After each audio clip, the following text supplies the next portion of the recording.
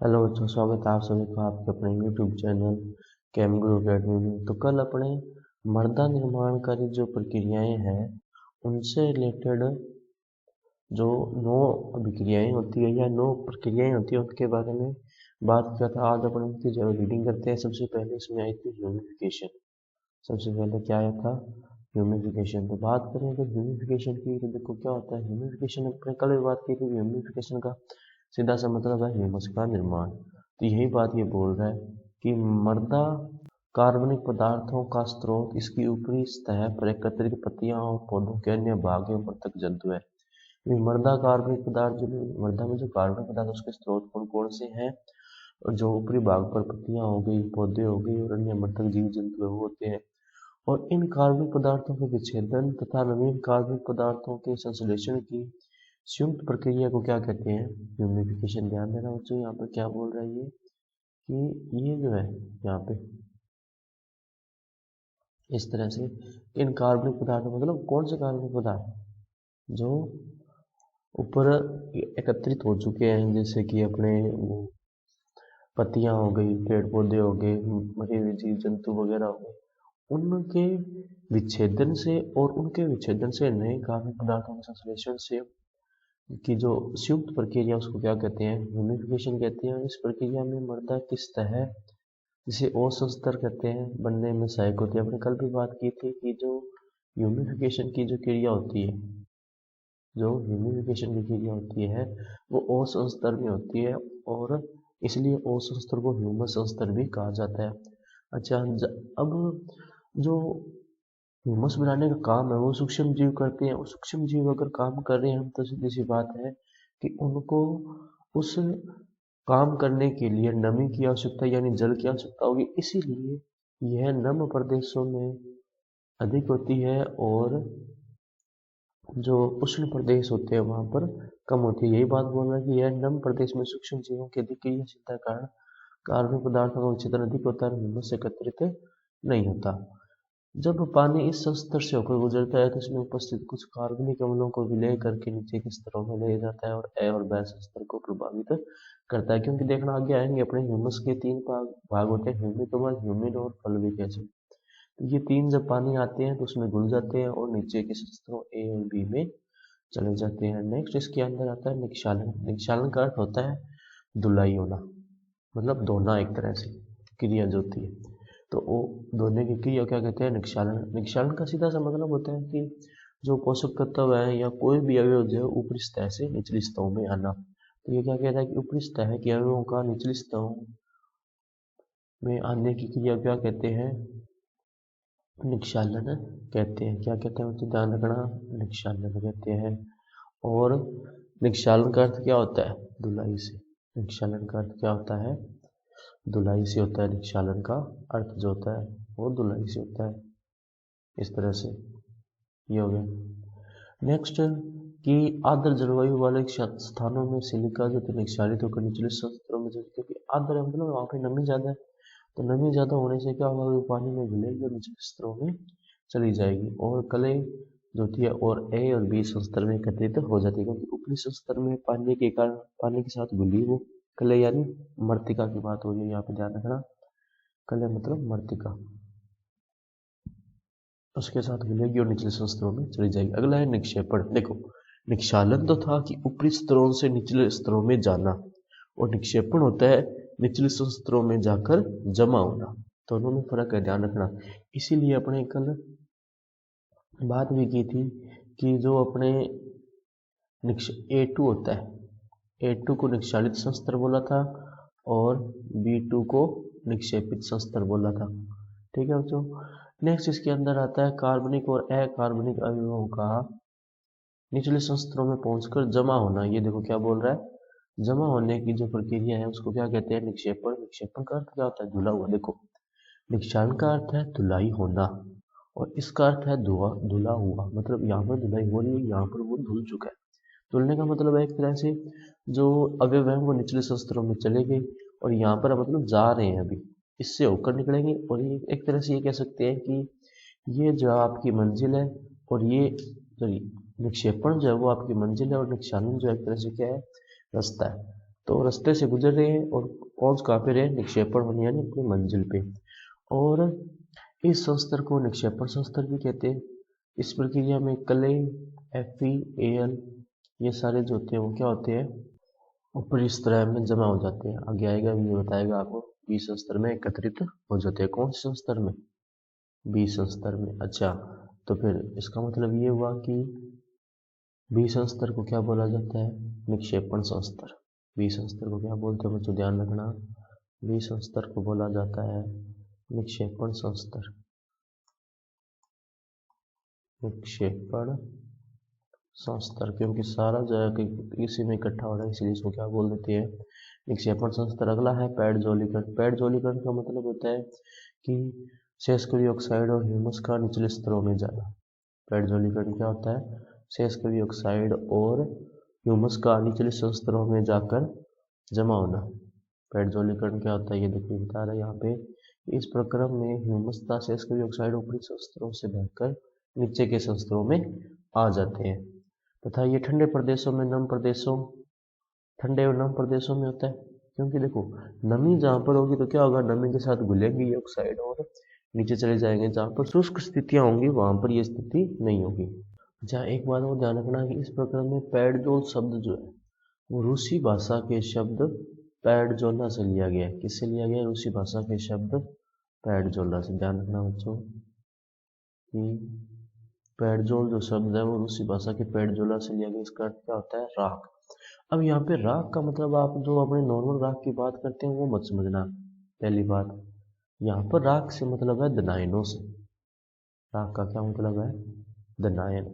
ध्यान रखना बच्चों कि यहाँ पे जो राख है, राख का मतलब यहाँ पे है दनायन। मैं लिख भी देता हूँ यहाँ पे कि राख यहाँ पे जो है वो किसको बता रही है, दनायनों को। यहाँ पे ये जो राख शब्द है ये दनायनों को बता रही है। किसको बता रही है, दनायन। कौन कौन से मेनली ये बात कर रही है, जैसे कि कैल्शियम हो गया, मैग्नीशियम हो गया, सोडियम हो गया और पोटेशियम हो गया। इन 4 दनायनों की बात कर रहा है जब ये यहाँ पे वर्ड यूज कर रहा है राख। ये असल में जब ट्रांसलेट हुआ हिंदी से इंग्लिश में तो ऐश बोला गया होगा, कैटायंस। कैटायन को हिंदी में राख बोल देते हैं कई बार। ये आगे भी अपने आएंगे। तो जब भी यहाँ पर राख शब्द आ रहा हो तो आप राख को मत समझिए जिसे अपने लकड़ी से या कोयले से जो राख बनती है। राख मतलब यहाँ पे है दनायन से। इसमें संपूर्ण सोलम का निक्षालन होने से पूरे क्षार क्या हो जाते हैं, निष्कासित हो जाते हैं और मृदाएं क्या बन जाती है, अम्लीय। यहाँ से क्वेश्चन आता है कि पेडजोलीकरण शब्द का मतलब क्या है। पेडजोलीकरण को परिभाषित कीजिए कि किस प्रकार के प्रदेशों में अधिक होती है और इससे मृदा पर क्या प्रभाव पड़ता है। तो ये यहाँ से मृदा अम्लीय हो जाएगी, पहला इसमें क्वेश्चन। दूसरा कि पेडजोलीकरण का मतलब क्या होता है, इसका मतलब ये होता है कि ह्यूमस और शेष की ऑक्साइड का ऊपरी संस्तरों से बहकर नीचे के संस्तरों में जमा होना। और ये किस प्रकार के प्रदेशों में होता है, ठंडे और नम प्रदेशों में। और इस शब्द का मतलब क्या होता है, तो ये रूसी भाषा के पेडजोला शब्द से लिया गया है जिसका मतलब होता है राख के समान। क्या मतलब होता है बच्चों, ध्यान रखना, राख के समान। अगला है लेटराइजेशन। लेटराइजेशन देखना क्या होता है बच्चों, इस प्रक्रम में Fe और एल्यूमिनियम ऊपरी संस्तरों में रहते हैं तथा सिलिका नीचे के संस्तरों में चली जाती है। तो लेटराइजेशन क्या हुआ कि Fe और एल्यूमिनियम वो तो ऊपरी संस्तरों में रहते हैं और सिलिका कहाँ चली जाती है, नीचे। और एक बात ध्यान रखना बच्चों, आगे भी हमें बहुत बार आएगा, जब भी अपनी बात करें Fe, एल्यूमिनियम, H+, ये 3 अगर आयन आ रहे हैं ना, इसका मतलब है मृदाएं अम्लीय, अम्लीय मृदा। इसका मतलब निर्माण किसका होगा, अम्लीय मृदा का निर्माण होगा। जहां जहां पर भी ये 3 आयन आ जाए उसका मतलब है मृदा क्या हो रही है, अम्लीय हो रही है। तो यहाँ पे ये क्या बोल रहा है कि लिटराइजेशन में क्या होता है, Fe और एल्यूमिनियम तो ऊपरी संस्तरों में रहते हैं और सिलिका कहाँ चली जाती है, नीचे के संस्तरों में। अब क्योंकि Fe और एल्यूमिनियम ऊपर रह गए तो मृदाएं क्या हो जाएंगी, अम्लीय। अच्छा, अब आगे लेटराइट शब्द को परिभाषित कर रहा है। लेटराइट शब्द का अर्थ होता है लैटिन भाषा में ईंट के समान लाल और कठोर होना। ईंट के समान लाल और कठोर होना। तो यहाँ से 2 प्रश्न बनते हैं। लेटराइजेशन में होता क्या है, तो लेटराइजेशन में होता क्या, तो ये है कि Fe और एल्यूमिनियम जो ऊपरी संस्तरों में रहते हैं, सिलिका जो होती है वो नीचे के संस्तरों में चली जाती है। दूसरा इसमें क्या होता है कि अब क्योंकि ऊपरी संस्तर में सिर्फ Fe और एल्यूमिनियम रह गया, जिसके कारण जो मृदा थी वो क्या हो गई, अम्लीय। और लेटराइट शब्द का मतलब क्या होता है, लैटिन भाषा में होता है ईंट के समान लाल रंग और कठोर होना। ईंटें जो है लाल होती है और क्या होती है, कठोर होती है, वहीं से ये शब्द आया है। और इसीलिए ध्यान रखना कि यह लाल रंग जो होता है, लेटराइट जो मृदाएं होती है उनका लाल रंग होता है, वो किसके कारण होता है बच्चों, ध्यान रखना, फेरिक ऑक्साइड के कारण। ध्यान रखना बच्चों कि जो लेटराइट मृदाएं होती है उसका कलर जो होता है वो क्या होता है, लाल। इसके कारण फेरिक ऑक्साइड के कारण इसका ये इंपॉर्टेंट है, ध्यान रखना कि मृदा का लाल रंग किसके कारण होता है, फेरिक ऑक्साइड के कारण। नेक्स्ट इसके अंदर आता है अपने बच्चों, देखो यहाँ पे कि ये मृदाएं उष्ण और अर्ध उष्ण प्रदेशों में पाई जाती है। बिल्कुल एक अपने ये पता होना चाहिए कि किस तरह के वातावरण में पाई जाती है, कि उष्ण और अर्ध उष्ण प्रदेशों में जहाँ पर तापमान उच्च और भारी वर्षा निरंतर होती है। तापमान भी जहाँ पर ज़्यादा और वर्षा भी क्या हो, ज़्यादा हो। वहाँ की मृदाओं में कार्बनिक एवं मौलिक चट्टानों का पक्षीय निक्षालन अत्यधिक होता है, जिसके परिणाम स्वरूप सिलिका एवं क्षारीय पदार्थ निक्षालित होकर निचले संस्तरों में चले जाते हैं और असंस्तर में शेष कवि ऑक्साइड की अधिकता हो जाती है। ध्यान रखना कि इन मृदाओं में क्या होता है कि सिलिका और जो क्षारीय पदार्थ होते हैं वो निक्षालित होकर नीचे के संस्तरों में चले गए। अब ऊपर के संस्तर में क्या रह गए, शेष कवि ऑक्साइड। इसीलिए इन्हीं शेष कवि ऑक्साइड के कारण इन मृदाओं का रंग क्या हो जाता है बच्चों, बादामी। इंपॉर्टेंट है ये, ध्यान रखना कि मृदाओं का रंग क्या हो जाता है बच्चों, बादामी रंग हो जाता है। अगर क्वेश्चन पूछा जाता है कि बादामी रंग किसके कारण होता है, तो ध्यान रखना भी बादामी रंग होता है लेटराइजेशन के, सॉरी शेष कवि ऑक्साइड के कारण, लाल रंग फेरिक ऑक्साइड के कारण। अगला है कैल्सीगन। कैल्सीगन का सीधा सा मतलब होता है कैल्शियम कार्बोनेट का जुड़ना। तो मृदा के ऊपरी संस्तरों में कैल्शियम कार्बोनेट के संचलन अथवा विक्षेपण की प्रक्रिया को क्या कहते हैं, कैल्सीकरण। यही होगा भी, कैल्शियम कार्बोनेट का जुड़ना क्या हो गया, कैल्शियम कार्बोनेट का बनना, कैल्शियम कार्बोनेट का जुड़ना क्या कहलाता है, कैल्सीकरण। इसमें कैल्शियम कार्बोनेट के संचलन से कैल्शियम स्तर का निर्माण होता है। कैल्शियम मतलब जहाँ पर कैल्शियम ज़्यादा है। जब जड़ों के पास CO2 ज़्यादा होती है तो पानी के साथ कैल्शियम से क्रिया करके क्या बनाती है, CaCO3। अब अपने को पता है कि जड़ें जो है वो शोषण के लिए ऑक्सीजन गैस का प्रयोग करती है, और ऑक्सीजन गैस का अगर वो प्रयोग करिए शोषण के लिए तो वो जो गैसें रिलीज करेंगी वो कौन सी होंगी, कार्बन डाइऑक्साइड। कौन सी गैसें होंगी बच्चों, कार्बन डाइऑक्साइड। और इन्हीं कार्बन डाइऑक्साइड जो गैस होती है वो कैल्शियम से क्रिया करके किसका निर्माण कर सकती है, कैल्शियम कार्बोनेट का। आगे जो है आपको विक्रिया दे रहा है यहाँ पे, ये देखो कि CO2 पहले H2O से जुड़ेगी, क्या बनेगा H2CO3।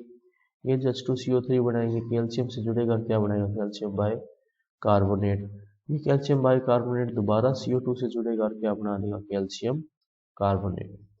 अब यहाँ पे जो एक और चीज निकल कर आती है वो ये है कि किस प्रकार के मृदाओं में कैल्सीकरण की जो प्रक्रिया है वो ज्यादा होगी। तो इन मृदाओं का निर्माण जो अधिक शुष्क और कम वर्षा वाले क्षेत्रों में होता है। कहाँ पे होता है बच्चों, ध्यान रखना कि अधिक शुष्क और कम वर्षा वाले क्षेत्रों में होता है, जहाँ घुलनशील बसम निक्षालित होकर नीचे चली जाती है। बसम यानी फिर मैं बोल रहा हूँ धनायन, कौन कौन से, कैल्शियम, मैग्नीशियम, सोडियम और पोटेशियम। अगला है डी कैल्सीकरण। कैल्सीकरण का उल्टा, ये कैल्सीकरण था कैल्शियम कार्बोनेट का बनना, डी कैल्सीकरण का मतलब है कैल्शियम कार्बोनेट का निष्कासित होना। तो मृदा संस्तरों से कैल्शियम कार्बोनेट का पूर्ण रूप से निष्कासित हो जाना क्या कहलाता है, डी कैल्सीकरण। क्या कहलाता है बच्चों, ध्यान रखना कि मृदा संस्तरों से कैल्शियम कार्बोनेट का निष्कासित हो जाना क्या कहलाता है, डी कैल्सीकरण। और यह ज़्यादातर आर्द्र क्षेत्रों में देखने को मिलता है। ये बात ध्यान रखना कि जो डी कैल्सीकरण है वो किस तरह के क्षेत्रों में देखने को मिलता है, आर्द्र क्षेत्रों में। आर्द्र मतलब जहाँ पर नमी ज़्यादा होती है। अब इसमें होता क्या है कि कैल्शियम कार्बोनेट है वो जल और CO2 के साथ जुड़ता है और ये बना देता है CaHCO3। अब ये तो है अविलेय, क्या है, अविलेय, मतलब घुलेगा नहीं। अगर नहीं घुलेगा जल में तो क्या होगा, जहाँ होगा वहीं पड़ा रहेगा। लेकिन ये जो होता है कैल्शियम बाइकार्बोनेट, ये क्या होता है, घुलनशील यानी विलेय होता है ये, जिसके कारण क्या होगा, ये तो है अघुलनशील, अविलेय मतलब अघुलनशील यानी घुलेगा नहीं। अगर नहीं घुलेगा तो जहाँ है वहीं पड़ा रहेगा। लेकिन ये है घुलनशील, इसका मतलब क्या होगा कि ये जल के साथ घुलेगा, जैसे जैसे जल नीचे जाएगा ये भी क्या होगा, नीचे चला जाएगा। तो एक तरह से ऊपरी स्तर से कैल्शियम जो है वो दूर हो रहा है, कैल्शियम कार्बोनेट के दूर हो रहा है, इसलिए इसको क्या कहते हैं, डी कैल्सीकरण। नेक्स्ट इसके अंदर अपने आता है, यहाँ पे बच्चों ध्यान देना आप, लवणीकरण। लवणीकरण का सीधा सा मतलब है लवणों का जमा होना। लवणीकरण का क्या मतलब होता है, लवणों का जमा होना। इस प्रक्रिया में मृदा के ऊपरी संस्तर अथवा ऊपरी पृष्ठ में घुलनशील लवण, विशेष रूप से सोडियम क्लोराइड और सल्फेट एकत्रित हो जाते हैं, मतलब जमा ही हो रहे हैं एक तरह से भी। मृदा के ऊपरी संस्तर में या पृष्ठ मृदा जिसको कह सकते हैं आप, उसमें क्या होते हैं, घुलनशील लवण जैसे सोडियम क्लोराइड और सोडियम सल्फेट। ये ध्यान रखना कि यहाँ पे सोडियम क्लोराइड बोल रहा है, ये सोडियम क्लोराइड यानी NaCl, और सोडियम सल्फेट बोल रहा है यानी Na2SO4। ये लवण जो है वो जमा हो जाते हैं, जिसके कारण मृदा क्या हो जाती है, लवणीय हो जाती है, और इसके कारण परत का रंग जो होता है सफेद। अब ये बात ये आती है कि किस तरह के क्षेत्रों में अधिक होता है, जहाँ पे जल स्तर ऊंचा हो, जल निकास उपयुक्त न हो, सिंचाई जल में घुलनशील लवणों की क्या हो, अधिकता हो, इसीलिए मृदा जो होती है वो लवणीय बन जाती है। अगला है पेडोटर्बेशन। कल भी अपने बात की थी। पेडोटर्बेशन का मतलब ये होता है कि बहुत सारे जो मृदा के संस्तर है वो आपस में मिक्स हो गए, कि मृदा के विभिन्न विकसित संस्तरों का आपस में मिश्रित होकर मृदा का निर्माण करना या मृदा परिच्छेदिका का निर्माण करना क्या कहलाता है, पेडोटर्बेशन। सभी मृदाओं में विभिन्न संस्तरों का सम्मिश्रण होता है, बिल्कुल होता है। अपने को पता है कि कोई भी मृदा होती है, आप किसी भी एग्जाम्पल ले लो, जब अपन उनको खोदना स्टार्ट करते हैं मृदा को, तो अलग अलग जगह पे अलग अलग लेवल्स पे, अलग अलग गहराई पे अलग अलग प्रकार की मृदाएं आती रहती है, थोड़ा बहुत जो है परिवर्तन होता रहता है। अब इम्पोर्टेंट इसमें यह आता है कि पेडोटर्बेशन की क्रियाएं करते कौन है, ध्यान रखना, दीमक, केंचुए, चींटी और गाद बढ़ाने वाले जो जंतु हो गए, वनस्पति वगैरह, और इसके अलावा कले के संकुचन और फूलने के कारण मिश्रित होता है। मेन ये तीन ध्यान रखना, दीमक, केंचुए, चींटी और गाद बनाने वाले। ठीक है बच्चों, नेक्स्ट आता है कि मृदा निर्माण को प्रभावित करने वाले कारक। नेक्स्ट क्या आता है बच्चों, ध्यान रखना कि मृदा निर्माण को प्रभावित करने वाले कारक। अब ये कौन से होते हैं, बात करते हैं अपने कि कौन कौन से ऐसे कारक हैं जो मृदा के निर्माण को प्रभावित करते हैं। मृदा निर्माण को प्रभावित करने वाले कारक,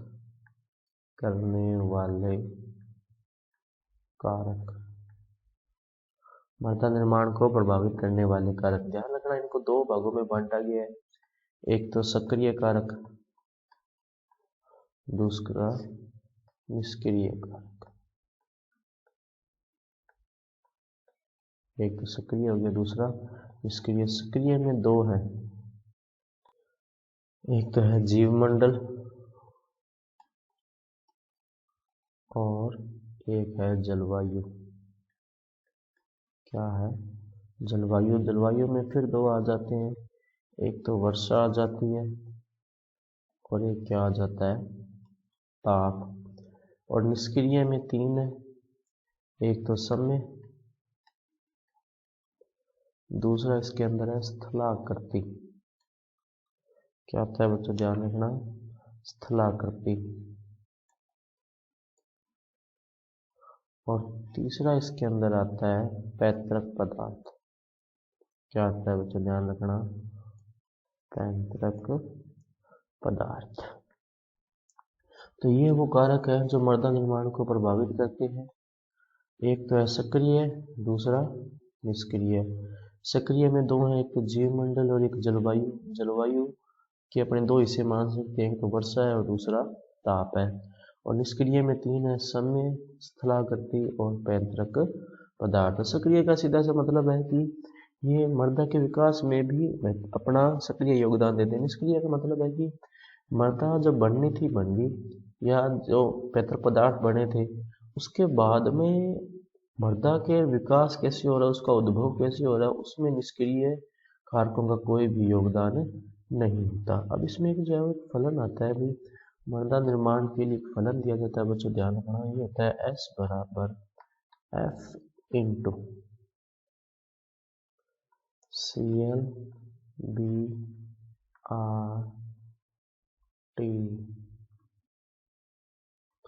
कॉमा P, ये होता है। अब S जो है यहाँ पे वो बता रहा है सोइल यानी मृदा को, F यहाँ पे बता रहा है फंक्शन यानी कार्य को। किसको बता रहा है? कार्य। F जब फंक्शन वर्ड होता है, इसके लिए ध्यान रखना, फंक्शन का मतलब होता है फलन। क्या होता है? फलन। लेकिन बुक में आपको क्या दे रखा है? कार्य। इसका मतलब ये है कि मृदा का जो निर्माण है वो इन सारे कारकों का फलन है, मतलब इन सारे कारकों पर निर्भर करेगा। CL जो है वो क्लाइमेट यानी जलवायु, क्या है बच्चों? जलवायु। B यहाँ पे है बायोस्फीयर यानी जैव मंडल, क्या हो गया?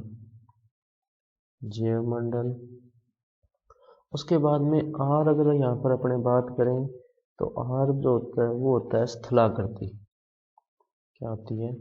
स्थलाकृति। अब एक बात ध्यान देना यहाँ पे कि जो स्थलाकृति होती है उसको टोपोग्राफी बोलते हैं। तो होना तो ये चाहिए था, अभी T से दर्शाते हैं इसको, लेकिन वास्तव में क्या है कि यहाँ पे T जो है वो ऑलरेडी आ चुका है, इसीलिए इसको R से दर्शाया हुआ है। R के बाद में T जो है वो समय को बता रहा है, और P जो है वो क्या बता रहा है? पेरेंट मटेरियल या पैतृक पदार्थों को। किसको बता रहा है? पैतृक पदार्थों को। अगर क्वेश्चन आता है कि मृदा निर्माण को प्रभावित करने वाले विभिन्न कारकों व मृदा निर्माण के मध्य संबंध बताइए, तो ये बड़ा संबंध या फलन आपको बताना होगा। इम्पोर्टेंट है बच्चों, ध्यान रखना ये तरह से, ठीक है। नेक्स्ट इसके अंदर आता है अपने यहाँ पे कि मृदा निर्माण एक संश्लेषणात्मक और विघटन प्रक्रम है। ये बात अपन मुझे 3-4 बार पढ़ चुके हैं अभी। पहले विघटन होता है चट्टानों का, चट्टानों के विघटन के बाद में मृदा का संश्लेषण होता है। इसके अंतर्गत असंगठित चट्टानें अपक्षयित होकर मृदा का निर्माण करती है। असंगठित मतलब जो टूट चुकी थी वो। अब वर्षा की प्रकृति, मतलब वर्षा किस तरह की हो रही है, उसकी प्रचंडता की, वो कितनी तेजी से हो रही है, उसकी आवृत्ति मतलब कितनी बार हो रही है, और वितरण। वितरण का मतलब है कि किन किन जगहों पर कितनी हो रही है। वितरण का मृदा निर्माण पर सीधा असर पड़ता है। चट्टानों और खनिजों के अपक्षय के फलस्वरूप मूल पदार्थों का निर्माण होता है। इन मूल पदार्थों को क्या बोला गया था? रेगोलिथ। ध्यान रखना बच्चों, इंपॉर्टेंट है ये। मृदा निर्माण के जो मूल पदार्थ होते हैं क्या कहते हैं? रेगोलिथ। इन प्रक्रियाओं के उपरांत मृदा परिच्छेदिका का निर्माण होता है। अगला क्या कह रहा है? V.V. डोकुचेव, जिन्हें मृदा विज्ञान का जनक माना जाता है। इंपॉर्टेंट है बच्चों, ध्यान रखना कि मृदा निर्माण का जनक जो है वो किसको माना जाता है? V.V. डोकुचेव। ध्यान रखना ये कि V.V. डोकुचेव को मृदा निर्माण का जनक माना जाता है। उनके अनुसार मृदा निर्माण के लिए पैतृक पदार्थ, जलवायु एवं जीवमंडल उत्तरदायी था। उसके उपरांत जेनी, एक और साइंटिस्ट है, उन्होंने मृदा निर्माण को एक संबंध दे के बताया था जो कि निम्न प्रकार है। ये था वो संबंध, S बराबर FCL BRTP या PP। उससे फर्क नहीं पड़ेगा कि पहले CL लिख लेकिन कोमा लगा के लिखे हुए तो आगे पीछे लिख सकते हैं इनको। S यहाँ पर मैंने बताया था मृदा है, F यहाँ पे कार्य या फलन है, CL यहाँ पे क्लाइमेट यानी जलवायु है, B यानी बायोस्फीयर जीवमंडल, R स्थलाकृति, P पैतृक पदार्थ और T क्या है? समय। इस प्रकार मृदा निर्माणों को 5 कारक प्रभावित करते हैं, जिन्हें 2 भागों में बांटा गया है। 2 भाग है, कौन कौन से वो देखना, एक सक्रिय कारक और दूसरा निष्क्रिय कारक। सक्रिय कारक कौन से हैं? कि सक्रिय कारक ऊर्जा प्रदान करते हैं, मतलब जब मृदा का विकास हो रहा है, एक होता है मृदा का बनना, एक होता है विकास और उद्भव होना, तो उस टाइम भी ये ऊर्जा प्रदान करते हैं जो द्रव्यमान पर मृदा निर्माण करने का कार्य करते हैं। सक्रिय कारकों में कौन कौन से आते हैं? जलवायु और जैवमंडल। ये ध्यान रखना, सक्रिय कारकों में आते कौन कौन से हैं? जलवायु और जैवमंडल। अगला है निष्क्रिय कारक। निष्क्रिय कारक वे कारक जो मृदा निर्माण कार्य द्रव्यमान के स्रोत एवं उसको प्रभावित करने वाली दिशाओं का प्रतिनिधित्व करते हैं, निष्क्रिय कारक कहलाते हैं। निष्क्रिय कारक जो होते हैं मृदा निर्माण करने के लिए आधार प्रदान करते हैं, जैसे पैतृक पदार्थ है भी एक बार बन गया बस ठीक है, अब उसके बाद में उनका कोई योगदान नहीं है। निष्क्रिय कारक कौन कौन से हैं? स्थलाकृति, पैतृक पदार्थ और समय। ठीक है बच्चों, और यही जो आगे टेबल में भी दिया हुआ है, यहाँ पर आप देख सकते हो कि ये रहा जैसे। ठीक है, और यही पढ़ा भी था आपने कि दो कारक है, एक तो सक्रिय और दूसरा निष्क्रिय। सक्रिय में जलवायु और जैवमंडल, जलवायु में वर्षा और ताप, निष्क्रिय में पैतृक पदार्थ, स्थलाकृति और समय। नेक्स्ट इसके अंदर आता है अपने अलग अलग कारकों के बारे में बताएगा ऑब्वियसली। पहला है जलवायु के बारे में। तो जलवायु मृदा निर्माण का क्या है? सक्रिय कारक है। और जलवायु के प्रमुख तत्व क्या है? वर्षा और तापक्रम है। जल की मात्रा अपरदन तथा अंतःस्त्रवण दोनों को प्रभावित करती है, सही बात है। तो जल की मात्रा ज़्यादा तो अपरदन भी ज़्यादा, और अंतःस्त्रवण मतलब जो पानी होता है उसका छोटी छोटी केस नलियों के माध्यम से मृदा के निचले संस्तरों में पहुंचना। अंतःस्त्रवण द्वारा निक्षालन और निक्षेपण के प्रक्रम होते हैं, ये बताया मैंने। पानी जो होता है वो जैसे मान लो मिट्टी के ऊपर खड़ा हुआ है तो वहां से क्या होगा कि वो सोखेगा पानी, मिट्टी जो है पानी को सोखेगी और सोखते सोखते वो पानी कहाँ जाएगा? नीचे जाएगा। और इसी के साथ लवण जो होते हैं वो घुलकर निचले संस्तरों में जाते हैं और जाकर जमा हो जाते हैं, तो इससे निक्षालन और निक्षेपण दोनों प्रक्रम जो होते हैं प्रभावित होते हैं। नेक्स्ट इसमें आता है कि शुष्क एवं उपादर क्षेत्रों की मृदाओं में उपस्थित जल का वाष्पन एवं वाष्पोत्सर्जन द्वारा ह्रास होता है, इसके परिणाम स्वरूप खनिजों का अपक्षय भी होता है। जल में घुलनशील पदार्थ जो होते हैं वो सीमित मात्रा में, जल में जो घुलनशील पदार्थ होते हैं वो सीमित मात्रा में वर्षा के कारण बाहर नहीं आ पाते और पोषक तत्वों से परिपूर्ण होते हैं, परंतु न्यून आर्द्रता की दशा में जैविक अंश क्या पाया जाएगा? कम। जैविक अंश क्या होगा? कम पाया जाएगा, ये ध्यान रखना। क्योंकि आर्द्रता कम है तो वहाँ पर सूक्ष्म जीव क्रिया नहीं करेंगे, सूक्ष्म जीव क्रिया नहीं करेंगे तो वहाँ पर ह्यूमस का निर्माण नहीं होगा, ह्यूमस का निर्माण नहीं होगा, इसका मतलब जैविक अंश क्या है? कम। जबकि आर्द्र क्षेत्रों में जैविक क्रियाएं अधिक होगी, जिसके कारण जीवांश पदार्थ की प्रतिशत मात्रा क्या होगी बच्चों? अधिक होगी। आर्द्र क्षेत्र की मृदाओं में अपक्षय की प्रक्रिया में पौधों की वृद्धि के लिए जल की उपलब्धता होती है, सही बात है भाई। जहाँ पर आर्द्रता ज़्यादा होगी वहाँ पर सूक्ष्म जीवों की क्रिया के लिए और उनकी वृद्धि के लिए जल की उपलब्धता भी क्या होगी? ज़्यादा। तो ऐसे क्षेत्रों में वर्षा की अधिकता एवं अपक्षय में वृद्धि के कारण मृत्तिका का निर्माण होता है।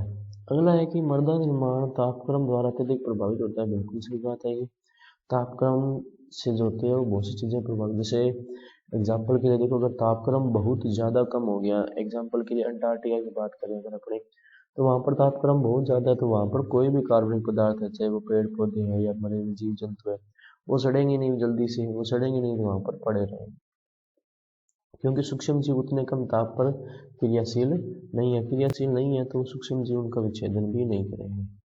तो यही बात ये बोल रहा है इसमें। नेक्स्ट, तो मृदा निर्माण जो होता है तापक्रम द्वारा अधिक प्रभावित होता है, इसके द्वारा मृदा की भौतिक, रासायनिक एवं जैविक क्रियाएं भी प्रभावित होंगी, क्योंकि अपने बात की थी कि एक निश्चित तापमान होता है जिसपे मृदा जो होती है, मृदा के अंदर जो जीव होते हैं वो क्रियाशील होते हैं। तापमान अगर बहुत ज़्यादा या बहुत कम होगा तो उसके भौतिक गुण भी प्रभावित होंगे, क्योंकि उससे चट्टाने का संकुचन और प्रसार होगा। और इसी तरह अगर तापमान ज़्यादा होगा तो सामान्यतः ये होता है कि रासायनिक अभिक्रिया की जो दर होती है वो बढ़ जाती है या बढ़ जाती है ज़्यादातर केसों में। चट्टानों एवं खनिजों के आयतन के प्रसार एवं संकुचन तापक्रम द्वारा प्रभावित होता है। तापक्रम में प्रति 10 डिग्री सेल्सियस की वृद्धि होने पर रासायनिक अभिक्रियाओं की दर कितनी हो जाती है? 2 गुनी हो जाती है। ये बात बच्चों थोड़ी ध्यान रखना कि रासायनिक अभिक्रियाओं में अगर 10 डिग्री सेल्सियस की वृद्धि हो रही है तो अभिक्रिया की दर जो है वो कितने गुना बढ़ जाएगी? 2 गुना हो जाएगी। मृदा तापमान में वृद्धि से अपक्षय की दर में भी वृद्धि होती है तथा मृदा में क्ले की मात्रा भी प्रभावित होती है। अपक्षय की वृद्धि इसलिए हो रही है क्योंकि तापमान में वृद्धि ऐसा तो है नहीं कि 100 डिग्री सेल्सियस हो जाएगा। वृद्धि मतलब वृद्धि होकर 50, 40, 50 के अराउंड रहेगा, और ये जो होती है वो अपने कह सकते हैं कि सबसे बेस्ट या सबसे उत्तम तापमान होता है सूक्ष्म जीवों की क्रिया के लिए। और आर्द्रता एवं दूसरे कारक के यथावत रहने की दशा में जब औसत वार्षिक तापक्रम में बढ़ोतरी होती है तो शीत प्रदेशों में जीवाश्म पदार्थों की क्या हो जाती है, कमी हो जाती है। ये बच्चों थोड़ा ध्यान रखना कि शीत प्रदेशों में क्या होता है कि आर्द्रता और दूसरे तो जो है बिल्कुल वैसे के वैसे हैं, लेकिन जो अपने कहें कि जीवा तापक्रम है वो बढ़ रहा है तो वहाँ की जीवाश्म पदार्थ की क्या हो जाएगी, कमी हो जाएगी। शुष्क एवं आर्द्र प्रदेशों में आर्द्रता की कमी होने के कारण कैल्शियम कार्बोनेट, सोडियम के कार्बोनेट, बाइकार्बोनेट, सल्फेट और क्लोराइड मृदा में एकत्रित हो जाते हैं, क्योंकि आर्द्रता है नहीं तो पानी में घुलेंगे नहीं तो वो कहीं जाएंगे नहीं, वो वहीं के वहीं पड़े रहेंगे। ऐसे कम वर्षा वाले क्षेत्रों में क्षारीय मृदाओं का निर्माण होता है, क्योंकि ये इस तरह के लवण जो इकट्ठे हो रहे हैं कैल्शियम, सोडियम और मैग्नीशियम वाले, तो मृदाएं कौन सी बनेंगी, क्षारीय। इसके विपरीत आर्द्र क्षेत्रों की मृदाओं में पर्याप्त नमी होने के कारण अपक्षय और निक्षालन क्या होता है, ज़्यादा, जिसके कारण कैल्शियम निक्षालित हो जाता है और एल्यूमिनियम और लोहा मृदा संस्तर में इकट्ठा होने के कारण मृदाएं क्या हो जाती है, अम्लीय। ये बात अपने पहले भी बात की थी कि एल्यूमिनियम और लोहा जो होता है वो मृदा को अम्लीय बनाता है। देखो जहाँ पे पानी कम है वहाँ पर क्या होगा कि लवण घुलेंगे नहीं तो वो नीचे के संस्तरों में नहीं जाएंगे, तो वहाँ पर तो मृदा क्या होगी, क्षारीय। लेकिन जहाँ पर नमी है अच्छी खासी तो वहाँ पर क्या होगा कि लवण जो है वो घुलेंगे और घुलकर ज़्यादा नीचे चले जाएंगे, जिसके कारण मृदा में ऊपर कौन से रहेगी, आयरन और एल्यूमिनियम, जिसके कारण मृदा क्या होगी, अम्लीय। ये मृदाएं क्या होती है, कम उपजाऊ, और ऐसी मृदाओं में फास्फोरस और पोटास की कमी पाई जाती है। तापमान को छोड़ने के परिणाम स्वरूप कार्बनिक पदार्थों का विघटन क्या होता है, ज़्यादा होता है। अपने पहले भी बात की है भी, तापमान अगर बढ़ रहा है तो सूक्ष्म जीवों की क्रियाशीलता बढ़ेगी, जिसके कारण मृदा में जीवाश्म पदार्थ क्या हो जाएगा, कम, और शीत प्रदेशों में कार्बनिक पदार्थ की मात्रा क्या होती है, अधिक होती है, क्योंकि वो पड़े रहते हैं वहीं पे, जा ही नहीं रही। अगला है जैवमंडल। तो जैवमंडल में अपनी बात करते हैं मृदा निर्माण में पौधों और जंतुओं की क्रिया हो गई। जैविक अवशेष अपशिष्ट का महत्वपूर्ण स्थान होता है। मृदा में छोटे बड़े पौधों पर जंतुओं की उपस्थिति से जीवाश्म पदार्थ की मात्रा, इसका वितरण, स्थूल आदि प्रभावित होते हैं। देखो वायुमंडल में अपने पढ़ा जो कि तापमान था वो किस तरह से मृदा को परिवर्तित कर रहा था, जो वहाँ की नमी थी यानी बारिश जो थी वो किस तरह से मृदा के संगठन को, मृदा की प्रकृति को प्रभावित कर रही थी, वो मृदा बनते बनते टाइम यानी मृदा के विकास के समय भी उसमें प्रभाव डाल रही है, इसलिए उस प्रभाव को क्या बोला गया था, सक्रिय कारक। इसी तरह जैवमंडल है तो मृदा में छोटे बड़े पौधों पर जंतुओं की उपस्थिति से जीवाश्म पदार्थ की मात्रा, इसका वितरण, या अगर अपन बात करें स्थूल घनत्व आदि को प्रभावित करते हैं। घनत्व कैसा होगा, उसमें जीवाश्म पदार्थ वगैरह कैसे होंगे उस पर निर्भर करेगा। पौधे की जड़ें, चट्टानें तथा खनिजों पर यांत्रिक रूप से क्रिया करते हैं। पौधे की जड़ें जो होती है चट्टान और खनिजों पर यांत्रिक रूप से क्रिया करती है। ये अपने भौतिक कक्षा में भी पढ़ा था कि जो पौधे की जड़ें होती है वो चट्टानों को जकड़ लेती है और कई बार उसकी वजह से टूट भी जाती है चट्टानें। ये अनेकों प्रकार के अम्लीय पदार्थ तथा कार्बन डाइऑक्साइड उत्पन्न करती है। जड़ें जो है वो कार्बन डाइऑक्साइड उत्पन्न करती है, क्यों, क्योंकि जड़ें श्वसन के लिए ऑक्सीजन गैस का प्रयोग करती है। पौधे की पत्तियां जो होती है वो होती है कार्बन डाइऑक्साइड ग्रहण करती है, इसलिए ऑक्सीजन मुक्त करती है। लेकिन पौधे की जो जड़ें होती है वो श्वसन के लिए ऑक्सीजन का प्रयोग करती हैं और उससे जो है वो कार्बन डाइऑक्साइड निकलता है। इन वन क्षेत्रों में विकसित मृदा में कई संस्तर पाए जाते हैं। इन मृदाओं की ऊपरी सतह अत्यधिक निक्षालित होती है, क्योंकि नमी वगैरह काफ़ी होती है वहाँ पे, और इस सतह पर जीवाश्म पदार्थ घास वाली वनस्पति से विकसित मृदाओं की अपेक्षा कम अपघटित दशा में पाया जाता है, क्योंकि जो वन क्षेत्र होता है वहाँ पर पूरी तरह से सूर्य का प्रकाश जा नहीं पाता, पूरी तरह से सूर्य का प्रकाश नहीं जा पाता, जिसके कारण जो सूक्ष्म जीव होते हैं वो कार्बनिक पदार्थ जैसे पेड़ पौधे की पत्तियां, टहनियाँ या मृत जीव जंतुओं को विघटित नहीं कर पाते, इसलिए जो जीवाश्म पदार्थ होता है वो थोड़ा कम होता है। सूक्ष्म जीव जीवाश्म पदार्थ का अपघटन धीरे धीरे करते हैं, जिससे अम्ल निर्मित होता है। यह अम्ल जल की अपेक्षा खनिजों को तीव्र रूप से घोलता है। एक तो देखो जल घोल रहा है, एक वही जल जो है वो कार्बन डाइऑक्साइड के साथ जुड़ा और उसने कार्बोनिक अम्ल बना लिया, जिसके कारण वो अब ज़्यादा तेजी से क्रिया करेगा। सूक्ष्म जीवों की सक्रियता खनिज तथा कार्बनिक पदार्थों के विच्छेदन को प्रभावित करती है। सिंपल सी बात है भाई, कार्बनिक पदार्थों को विच्छेदन करने का काम कर कौन रहा है, सूक्ष्म जीव। तो सूक्ष्म जीवों की जो सक्रियता है वो कार्बनिक पदार्थों के विच्छेदन को और खनिजों के विच्छेदन को भी प्रभावित करेगी। अगला है वायुमंडल से स्थिर की गई नाइट्रोजन मृदा में नाइट्रीकृत या विनाइट्रीकृत होती है। भाई वायुमंडल में जो नाइट्रोजन अपने को पता है पौधे उसका डायरेक्ट प्रयोग नहीं कर पाएंगे, डायरेक्ट प्रयोग नहीं कर पाएंगे तो उसका प्रयोग सूक्ष्म जीवों के द्वारा होगा। किस फॉर्म में? या तो नाइट्रीकरण के रूप में, या जो नाइट्रीकरण हो चुका है और उसका यूज नहीं होगा उसका दोबारा क्या हो जाएगा? विनाइट्रीकरण। सल्फर का ऑक्सीकरण फास्फेट युक्त एपेटाइट का विच्छेदन में सूक्ष्म जीवों द्वारा होता है। मृदा को खोदने वाले प्राणी जैसे केंचुआ, चींटियां, चूहे और दीमक आदि मृदा को खोदकर महीन बनाकर एक संस्तर को दूसरे संस्तर में मिलाने का कार्य करते हैं। ये बात अपने पहले भी आई थी, देखो जब अपने पेडोटर्बेशन किया था उसमें भी यही बात बोली थी कि केंचुए, चींटियां, चूहे, दीमक वगैरह जो होते हैं वो एक संस्तर को दूसरे संस्तर में मिलाने का काम करता है। मृदा निर्माण में मनुष्य भी एक कारक है जो कि चट्टानों को विघटित करके चूर्ण कर देता है। इस प्रकार मृदा निर्माण में सहयोग करता है। तीसरा इसमें आता है पैतृक पदार्थ, यानी पेरेंट मटेरियल, मतलब जिससे वो मृदा बनेगी या बनी है। तो पैतृक पदार्थ चट्टानों की प्रकृति पर निर्भर करेगा। मृदा निर्माण में कणाकार कैसा होगा उसको निर्धारित करेगा। कले की मात्रा कितनी होगी, प्रकृति कैसी होगी, कले यानी मृतिका की पोषक तत्व उसमें कितने होंगे, सौंदर्यता कितनी होगी उसकी, यानी उसमें हवा का आवागमन किस तरह का होगा और उसका रंग क्या होगा, इन सभी को प्रभावित करते हैं। तो पैतृक पदार्थ क्या क्या निर्धारित करते हैं? चट्टानों की प्रकृति,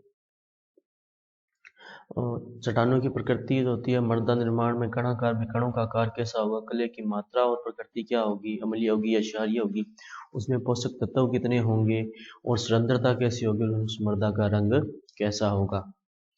निर्मित मृदा पैतृक पदार्थ पर निर्भर करती है। सिंपल सी बात है, अगर मृदा अम्लीय है तो जो अपने पैतृक पदार्थ अगर अम्लीय है तो मृदा भी अम्लीय है, और अगर पैतृक पदार्थ क्षारीय है तो मृदा भी क्या होंगे? क्षारीय। अगर पैतृक पदार्थ में मान लो कि आयरन ज़्यादा है तो जो मृदा बनेगी उससे उसमें भी आयरन क्या होंगे? ज़्यादा। जैसे बालू पत्थर, बलुई पदार्थ, जबकि बेसाल्ट व चूना पदार्थ मृतिका पदार्थ पैदा करते हैं। क्या कह रहा है कि बालू पत्थर जो होते हैं वो बलुई पदार्थ और बेसाल्ट और चूना पत्थर जो होते हैं मृतिका पदार्थ पैदा करते हैं। ग्रेनाइट का पक्ष मंद गति से होता है। अपने पहले भी बात की थी, ग्रेनाइट जो होती है वो एक बहुत ही कठोर चट्टान की श्रेणी में आती है, इसलिए इसका पक्ष भी क्या होता है? बहुत ज़्यादा कम होता है। इसमें पोषक तत्वों की मात्रा भी क्या होती है? कम होती है। ग्रेनाइट से बनी हुई मृदा बलुई मृदाएं होती है। ध्यान रखना कि ग्रेनाइट से जो मिलकर बनती है उसको क्या कहते हैं? बलुई मृदा। ग्रेनाइट से बनी मृदा क्या होगी? कम उपजाऊ, क्योंकि उसमें पोषक तत्व क्या है? कम मात्रा में। जबकि चूना पत्थर से बनी मृदा दोमट मृदा होती है और ये अच्छी उर्वरता वाली होती है। तो ध्यान रखना कि बलुई मृदा बनती है ग्रेनाइट से, और जो दोमट मृदा बनती है वो किससे बनती है? चूना पत्थर यानी कैल्शियम कार्बोनेट से। पैतृक पदार्थ के निष्क्रिय होने के कारण एक ही मृदा का निर्माण विभिन्न स्थानों के जलवायु के परिवर्तन के स्वरूप विभिन्न प्रकार की मृदाओं में हो सकता है। क्या कह रहा है ये? कि हो सकता है कि अलग अलग मृदाओं के पैतृक पदार्थ क्या हो? अलग हो, लेकिन वो पैतृक पदार्थ किस तरह के वातावरण में विकास हो रहा है उनका, या किस तरह के वातावरण में उनका उद्भव हो रहा है, या किस तरह के वातावरण में वो रहे हैं, उस आधार पर एक ही पैतृक पदार्थ से अलग अलग प्रकार की मृदाओं का निर्माण हो सकता है। हल्के या बालू पत्थर पर विकसित मृदा, भारी पैतृक पदार्थ पर विकसित मृदा के बजाय गहरी मृदा का निर्माण होता है। मृदाओं के रंग पैतृक पदार्थों से संबंधित होते हैं। अगला है स्थलाकृति। स्थलाकृति मतलब कैसी है, जो वहां पर स्थल, ऊंचाई, गहराई वगैरह। तो स्थलाकृति के बारे में क्या कह रहा है कि पृथ्वी की अनियमित सतह क्या कहलाती है? स्थलाकृति परिभाषा ध्यान रखना बच्चों, ये कि अनियमित जो सतह होती है पृथ्वी को क्या कहते हैं? स्थलाकृति। यह एक निष्क्रिय कारक है जो जल एवं तापमान के प्रभाव से मृदा निर्माण को प्रभावित करती है। पहाड़ी क्षेत्रों में एकदम ढलान वाले क्षेत्रों में जल तीव्र गति से प्रवाह होता है, जिसके कारण मृदा कम विकसित होती है और कम गहरी होती है। क्योंकि देखो जैसे ही बारिश आएगी ढलान होगी, ढलान के कारण पानी बहेगा वहां पर, जिसके कारण मृदा की गहराई ज़्यादा नहीं हो पाएगी, क्योंकि मृदा जो होती है उसका आकार थोड़ा छोटा होता है। तो पानी जब ढलान में बहेगा तो मृदा को अपने साथ भागकर लेके चला जाएगा, इसलिए वहां पर गहराई क्या होगी? कम होगी। और समतल प्रवाह पर जल प्रवाह क्योंकि धीरे धीरे होता है, इसलिए मृदा के अंदर रिश्ता रहता है, जिसके परिणाम स्वरूप मृदा की जो गहराई है, ध्यान रखना बच्चों की मृदा की गहराई क्या होती है? अधिक होती है, या मृदा गहराई युक्त होती है। स्थलाकृतिक दशाएं भूतल क्षरण को सीधे नियंत्रित करती है। शरण जितना अधिक होगा मृदा उतनी ही अधिक कम गहरी होगी और मृदा का विकास क्या होगा, कम। क्या कहना चाह रहा है ये कि शरण जितना ज़्यादा होगा मृदा उतनी क्या होगी, कम गहरी है। अभी भी बताया उसने कि ढलान वाले क्षेत्र में पानी क्योंकि तेजी से बहता है तो जो मृदा बनती है वो पानी के साथ बहकर चली जाती है, जिसके कारण मृदा का विकास क्या होता है, कम। अधिक गहराई वाली मृदा परिच्छेदिका में पौधों की वनस्पतिक वृद्धि क्या होती है, अच्छी होती है। जीवांश पदार्थ की मात्रा भी क्या होती है, अधिक होती है। ऐसी मृदा निरंतर नम बनी रहती है क्योंकि पानी जो है वो नीचे उसमें सिम रहा है, या ये कह सकते हैं कि पानी जो है नीचे रिस रहा है, वहाँ पे धीरे धीरे नीचे की जो स्तर है वहाँ पर भी पानी पहुँच रहा है। लेकिन अगर मृदा की गहराई कम होगी तो ऊपर से सतह एक बार गीली होगी, बाद में दोबारा क्या हो जाएगी, सूख जाएगी। नेक्स्ट है, इस प्रकार के क्षेत्र में वनस्पतियाँ अधिक पाई जाती है लेकिन मृदा में जीवांश पदार्थ का मंद गति से विच्छेदन होने के कारण वनस्पतिक पदार्थ क्या हो जाते हैं, एकत्रित हो जाते हैं। यदि वर्ष में कई महीनों तक क्षेत्र आर्द्र बना रहता है तो पीट और मक मृदाओं का निर्माण होता है। पीट मृदा में जीवांश पदार्थ को आंशिक विघटन के कारण आसानी से पहचाना जा सकता है। भाई पीट मृदा में जो जीवांश पदार्थ होते हैं उनका विघटन जल्दी से होता नहीं है, इसलिए उनको पहचान सकते हैं। जबकि मक मृदा में जीवांश पदार्थ पूर्णतः अपघटित होते हैं, ये ध्यान रखना भाई।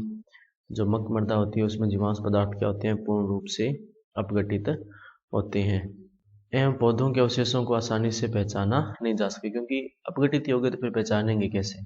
यदि आसपास मृदा से निचले स्थानों पर लवण संग्रह हो जाते थे, स्थानों पर लवणीय मृदाओं द्वारा दलदली मृदा का निर्माण होता है। भाई अगर लवण इकट्ठे हो रहे हैं तो वहां पर क्या होगा, लवणीय दलदली मृदा का क्या होगा, निर्माण होगा। अगला है समय।